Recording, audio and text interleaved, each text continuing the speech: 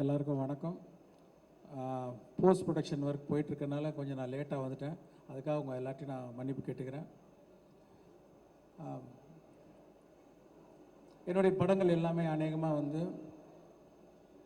இப்படி நடந்தால் எப்படி இருக்கும் அப்படிங்கிறது தான் most of my films concept. இப்போ இந்தியன் 2 அப்படி தான். இப்போ கரண்டில் இந்தியன் தாத்தா வந்தால் எப்படி இருக்கும் அப்படிங்கிற கற்பனை தான் வந்து இந்தியன் 2. இந்தியன் 1 வந்து தமிழ்நாட்டுக்குள்ளே நடக்கிற மாதிரி கதை இருந்தது.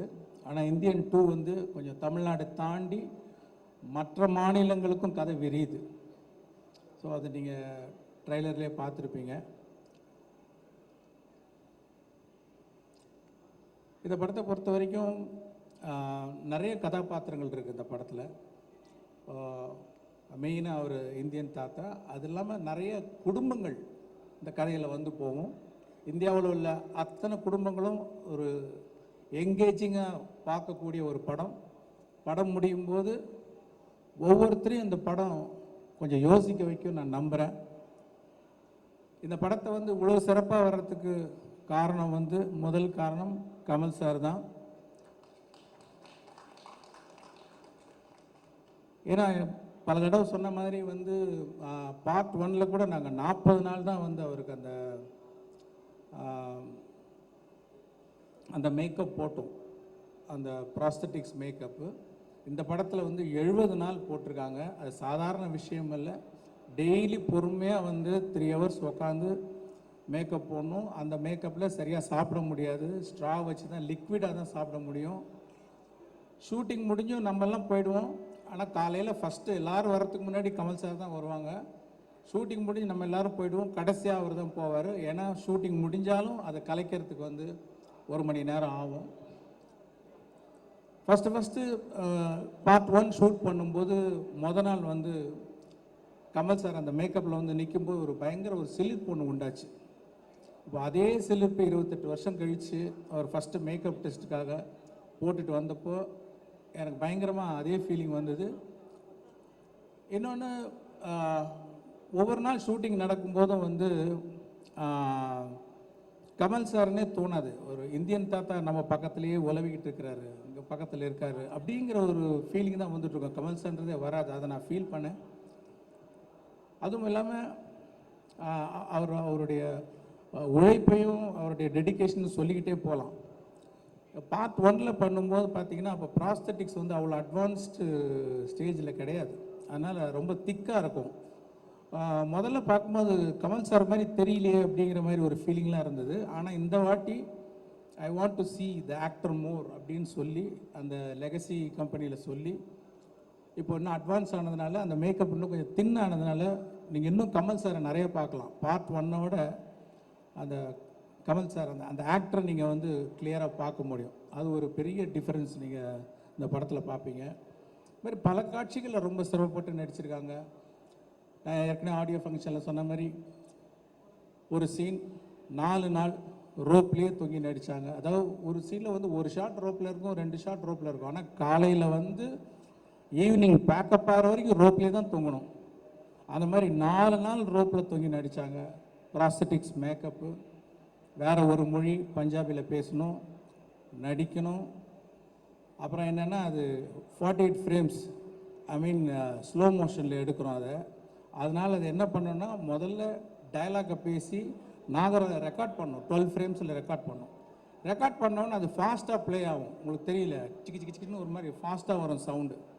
இப்போ அந்த சவுண்டை ப்ளே பண்ணி அந்த ரோப்பில் தொங்கி அந்த ப்ராஸ்தட்டிக்ஸ் மேக்கப்போட பஞ்சாபி பேசி அதுக்கு சிங்க் பண்ணி நடிக்கணும்.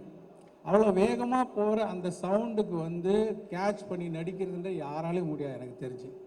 வந்து அவ்வளோ சிறப்பாக பண்ணியிருக்காங்க. பத்தாவதுக்கு கையில் வர ஆக்டிவிட்டி, கை ஏதோ வரைஞ்சிக்கிட்டே இருக்கும். அந்த மாதிரி ஒரு சேலஞ்சிங், என்ன சேலஞ்சிங்காக கொடுத்தாலும் பண்ணுறாரு அவர். இதை விட கடினமாக என்ன பண்ண முடியும், அதுக்குன்னு ஃபோர்ஸ் பண்ணுறதில்ல. அந்த காட்சி அமைப்பு அப்படி இருக்கும்போது அவ்வளோ பெஸ்ட்டாக பண்ணி கொடுத்துருக்காங்க. இன்னொன்று, அவர் வர ஒவ்வொரு காட்சியுமே நான் வந்து ஒரு மோர் தென் டைரக்டர், ஒரு ஆடியன்ஸாக பார்க்கும்போது ஒரு பிரமிப்பு இருக்குது. அப்படியே பார்த்துக்கிட்டே இருக்கிற ஒரு பிரமிப்பு. இன்னும் கொஞ்சம் நேரம் அவர் பார்க்கணும், மறுபடியும் எப்போ வருவார் அப்படிங்கிற ஒரு ஃபீலிங் இருந்துக்கிட்டே இருக்குது. அவ்வளோ சிறப்பாக நடிச்சிருக்காங்க. இன்னும் சொல்லிக்கிட்டே போகலாம். அது மாதிரி இந்த படத்தை ரொம்ப சிறப்பாக்கி கொடுத்த கமல் சாருக்கு வந்து என்னோடய நன்றி தெரிவிச்சுக்கிறேன். அப்புறம் அனிருத் வந்து பாட்டெல்லாம் கேட்டிருப்பீங்க. நான் என்ன எதிர்பார்த்தனோ அதோட சிறப்பாகவே போட்டு கொடுத்துருக்கிறார் அனிருத் அந்த சாங்ஸ் எல்லாம். வந்து அவருக்கு என்னுடைய நன்றி. நான் ஏற்கனவே சொன்ன மாதிரி ஒரு டியூன் வந்து ஒரு ஓகே சார் எவ்வளோ பர்சன்ட் சார் அப்படிம்பாரு, ஒரு 80% ஓகே அப்படின்னா அதெல்லாம் ஒத்துக்கவே மாட்டேன். 100% நீங்கள் திருப்தி ஆகிற வரைக்கும் நான் டியூன் போட்டுக்கிட்டே இருப்பேன் அப்படின்னு சொல்லி ஒவ்வொரு பாட்டையும் அப்படி போட்டு கொடுத்துருக்காரு. தேங்க்யூ அனி.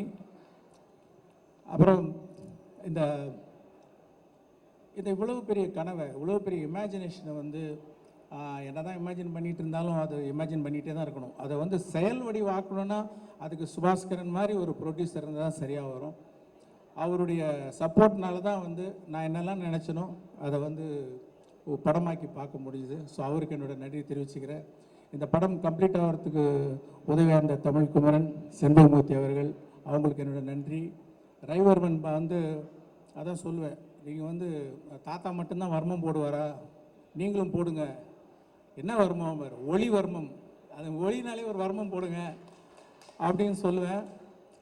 உடனே புரிஞ்சுக்கிட்டு ஏதோ ஒன்று ஒரு மேஜிக் ஒன்று பண்ணுறாரு. பண்ணி முடிச்சுட்டு வந்து நிற்பார். என்ன சார் அந்த ஒளிவர்மம் வந்துருச்சா? இல்லைங்க, இது ஒளிவர்மம் இல்லை, இது ரவிவர்மம் அப்படின்னு நான் சொல்லுவேன். அவ்வளோ சிறப்பாக வந்து ஒளிப்பதிவு செஞ்சுருக்காரு. அப்புறம் நடிகர்கள் வந்து சித்தார்த், பாபி சிம்மா, ஜெகன், அப்புறம் ரிஷி, அப்புறம் வினோத் சாகர், இன்னும் நிறைய பேர், சமுத்திரகனி, எஸ்ஜே சூர்யா, பிரியா பவானி சங்கர், மனோபாலா, வேறு நிறைய பேர். சில பேரை விட்டுட்டுனா கூட மன்னிச்சுங்க. ரகுல் பிரீத் சிங், விவேக் சார் மெயினாக வந்து எவ்வளோ சந்தோஷமாக இருக்குது அவரை பார்க்குறதுக்கு. வந்து எவ்வளோ வருஷம் ஆச்சு அவரை பார்த்து. ஆனால் இந்த படத்தில் பாருங்கள், ரொம்ப வித்தியாசமான ஒரு கதாபாத்திரம். அது வழக்கமாக சொல்கிறேன் வித்தியாசமானன்ட்டு, உண்மையிலே ஒரு வித்தியாசமான கதாபாத்திரம். அவரோட டைமிங், அவரோட ரியாக்ஷன் எல்லாமே வேறு மாதிரி பண்ணியிருக்காரு. அவர் வரும்போதெல்லாம் அவ்வளோ சந்தோஷமாக இருக்குது பார்க்குறதுக்கு. அந்த சந்தோஷம் கண்டிப்பாக வந்து அவருடைய ரசிகர்களுக்கு மட்டும் இல்லை, எல்லா ஆடியன்ஸுக்குமே வந்து ஒரு சந்தோஷமாக இருக்கும். இன்னும் வேறு யாராவது நடிகர்கள் பேரை சொல்ல விட்டுருந்தேன்னா மன்னிச்சிங்க. அதே மாதிரி டெக்னீஷியன்ஸ், அந்த குணால் ராஜன், ஃபஸ்ட் டைம் அவரோட ஒர்க் பண்ணுறேன். வந்து இழைக்கிறாரு சவுண்டு. அதாவது ஒரு சின்ன பார்த்தீங்கன்னா இந்த ட்ரைலரில் நிறைய ஷார்ட்ஸ், நிறைய டீட்டெயில்ஸ், அத்தனைக்கும் சத்தம் கேட்கணும். ஏன்னா இந்த பக்கம் மியூசிக் போயிட்டுருக்கு, இந்த பக்கம் டயலாக் போயிட்டுருக்கு, இந்த பக்கம் எஃபெக்ட்ஸ் போயிட்டுருக்கு. இதில் எதுவுமே மிஸ் ஆகாமல் எல்லா சவுண்டும் கேட்க வைக்கிற ஒரு நல்ல மேஜிக்கை பண்ணியிருக்காரு குணால். அவருக்கு என்னுடைய நன்றி. இந்த படத்துக்காக உழைச்ச அத்தனை பேருக்கும் என்னுடைய நன்றி நான் தெரிவிச்சுக்கிறேன். அதே மாதிரி பார்ட் 1 நீங்கள் வந்து சப்போர்ட் பண்ணி அதை வந்து ஒரு பெரிய வெற்றி ஆக்குனீங்க. அதே மாதிரி இந்த படத்தையும் நீங்கள்லாம் சப்போர்ட் பண்ணி பெரிய வெற்றி ஆக்கணும் உங்கள்கிட்ட நான் தாழ்மையாக கேட்டுக்கிறேன். நன்றி, வணக்கம்.